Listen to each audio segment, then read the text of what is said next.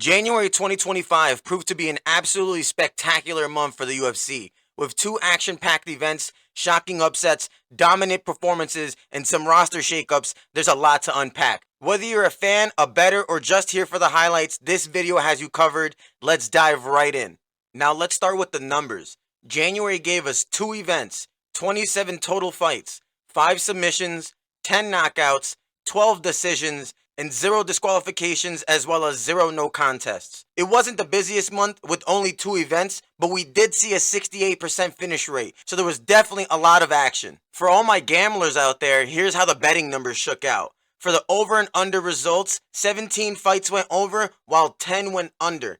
We had 17 fights that went the distance, 10 fights that finished inside the distance, and regarding the favorites versus underdogs, favorites took home 16 wins while underdogs pulled off 11 upsets. Now let's talk money. If you were a fortune teller and knew exactly which 11 underdogs to bet on, and let's say you had invested $100 for each fight, totaling $1,100, that means you would have profited $2,580 for a total payout of $3,680. But if you bet $100 on every underdog, all 27 fights, you would have invested $2,700 and been up $1,080 in profit for a total payout of $3,780. Now, if you were the type to bet on only favorites, this was not the month for you. Again, if you were a clairvoyant and you had bet $100 on each of the 16 favorites that actually won, you would have made yourself $561.82. However, betting on every favorite $100 on each fight on all 27 fights, that would have left you down $538.18. But even worse, if you bet on each favorite to make $100 in profit, for example, if a fighter was negative 250, placing $250 to make $100, if you were a fortune teller and knew which 16 favorites to bet on, you would have invested $5,825 and made a profit of $1,600 for a total payout of $7,425. But if you bet on every single favorite to win to make $100 on each fight, you would have invested $9,630. And you would have lost $3,805 for a total payout of $5,825. Underdogs were definitely the big winners this month if you knew where to look. Alright, here's a quick recap of the cards and some notable cancellations and replacements. Cancelled and or adjusted fights include Gustafsson vs. Parsons, where Parsons ended up facing Jacoby Smith. Alia vs. Ashmus, Alia ended up facing Joe Selecki. Guskov vs. Johnny Walker, Guskov ended up facing Billy Elikana. Reese vs. Dumas, where Reese fought Azamat Bekoyev instead. Makhachev vs. Sarukian, where Makhachev fought Renato Moicano instead of Sarukian because he pulled out due to a back injury. And Moicano vs. Dariush, where of course Moicano stepped in to face Makhachev while Dariush was compensated but did not fight. Now let's start off with UFC Fight Night Mackenzie Dern versus Amanda Ribas 2. Yes, these two have fought each other before, with Ribas taking it in their first matchup. This card took place on January 11, 2025 at the Apex Arena in Las Vegas, Nevada. This card had 14 bouts with a whopping 7 knockouts and 2 submissions with 5 fights going to the distance. A frustrated Dudikova made headlines post-fight by slapping her coach. Jacoby Smith versus Preston Parson, where Smith made a statement with a 73-second knockout in his UFC debut. Marco Tulio versus Ihor Pretoria, where Tulio scored a dominant first round TKO. For the main event, we started off with Soriano versus Medic, where Soriano needed just 31 seconds to deliver a knockout with a brutal right hook. Rodrigues handed Bashi his first loss with a 29-28 unanimous decision, solidifying his reputation as a prospect killer. Kopylov versus Chris Curtis, where Kopylov won via knockout with literally 1 second left in the round. Almeida versus Abdul Razak Al Hassan, where Al Hassan really dropped him, and then Almeida gets up and immediately drops and absolutely flatlines Razak Al Hassan. Then we had Dern versus Ribas, where Dern avenged her loss against Ribas with a last-second armbar submission in round 3. Then we had UFC 311 Makhachev versus Sarukian, which of course turned into UFC 311 Makhachev versus Moicano. This card took place on January 18, 2025 at the Intuit Dome in Los Angeles, California. This card had 13 bouts, 3 knockouts, 3 submissions, and 7 fights going to decision. Barcelos versus Talbot, where Barcelos dominated and probably earned a 30-26, but got a 30-27 decision win.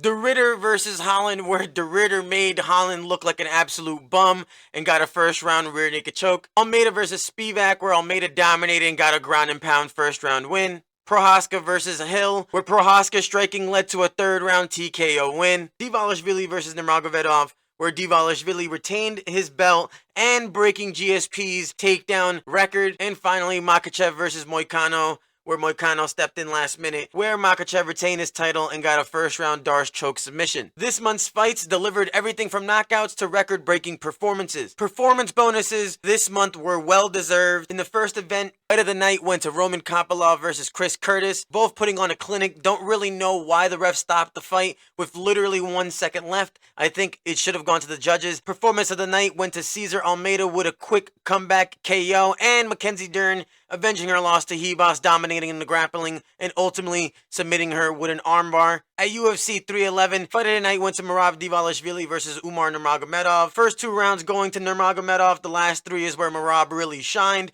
showing how insane his cardio is, and this only being his first title defense. But what a way to start your championship reign. Performance of the night goes to Jiří Procházka with an absolute war between 2 clean strikers. Although Jiří's known for being a little sloppy and unorthodox in the way he fights, he looked amazing in this one. Performance of the night also goes to Jonathan Almeida for securing a first round knockout against Sergey Spivak. Now, let's move on to who else could have won a bonus. For my list, I got 3 fighters. Really, I got 2 fighters and an honorable mention, I guess. While I think the UFC were absolutely on point regarding their bonuses, I do think you can argue the case for the following fighters also being deserving of so. Firstly, I think Jacoby Smith, with only 73 seconds, Smith showed us he's the real deal for sure. Secondly, I got Punahele Soriano. He only needed 31 seconds to absolutely flatline Udos Medic, and as an underdog too. And for my third fighter, Reinier de Ridder, I don't really think he deserves one. I figured I'd mention him though. Now let's move on to roster changes. January saw some major shakeups in the UFC roster, with 7 fighters being added and 12 fighters being dropped. The fighters that were added were a lot of fighters that have already fought, really, including Bruno Lopez, Jacoby Smith, Nicole Cagliari, Marco Tulio, Billy Alicana, Azamat Bikoyev, as well as Alexandre Topuria. Of course, that's the current champion's brother. We're going to see him fight in February. The fighters that have been dropped include Uriah Faber, Victor Hugo, Kyung Ho Kang, Danny Roberts, Holly Holm, Michael Figlak, James Yontop, Clay Guida, Magomed Gajiasulov, Jose Johnson, Iho Pretoria, and Tony Ferguson. Big names like Tony Ferguson, Holly Holm, as well as, honestly, Uriah Faber mark an end to an era. Then we got Fighter of the Month. I think this one's a no-brainer. I think it has to be Merab Dvalishvili that takes Fighter of the Month for his incredible performance against Umar Nurmagomedov. He set a new takedown record and proved why he's on top of the bantamweight division. Now, here's a preview of February. February is shaping up to be just as exciting. First, we got UFC Fight Night Adesanya versus Imavov. Then we got UFC 312 Duplessis versus Strickland 2.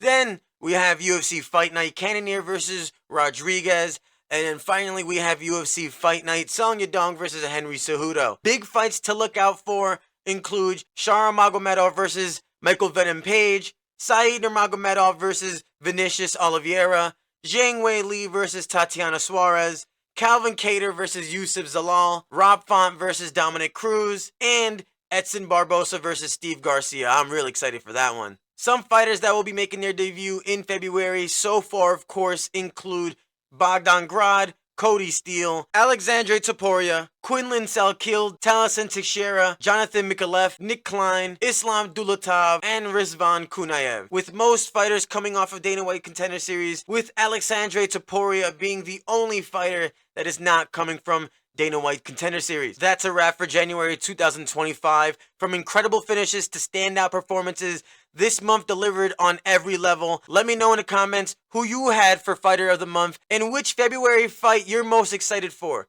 Don't forget to like, subscribe, and hit that bell icon so you don't miss next month's recap. Thanks for watching. I'm Shy Got Picks, and I'll see you in the next one.